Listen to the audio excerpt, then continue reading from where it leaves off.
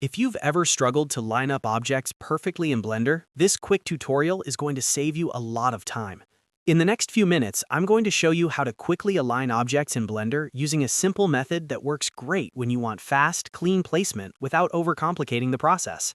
This is perfect for beginners, but it's also a handy shortcut for anyone who wants a faster workflow.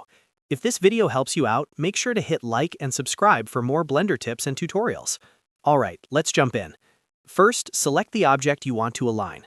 This is the object you're going to move into position, so make sure it is highlighted before you do anything else. Once the object is selected, press G on your keyboard to grab it. This activates the Move tool, which lets you reposition the object freely in your scene. If you need to move it along a specific direction, press G and then choose the axis you want to use, such as X, Y, or Z. That will lock the movement to a single axis and help you align the object much more precisely. For example, if you want to move it left or right, use X.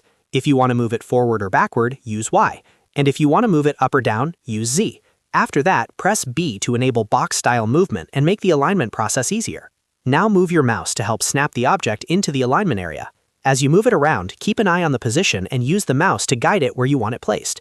This is where the speed of the method really comes in, because instead of manually fine-tuning every tiny movement, you can quickly position the object close to the exact spot you need.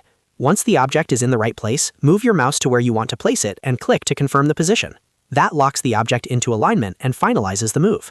And that's it. You've now quickly aligned an object in Blender using a fast, simple workflow. Once you get used to this, you'll be able to place objects much more efficiently in your scenes and speed up your overall modeling process. If this tutorial helped, please give it a like and subscribe for more Blender shortcuts, beginner tips, and workflow tutorials. Thanks for watching, and I'll see you in the next one.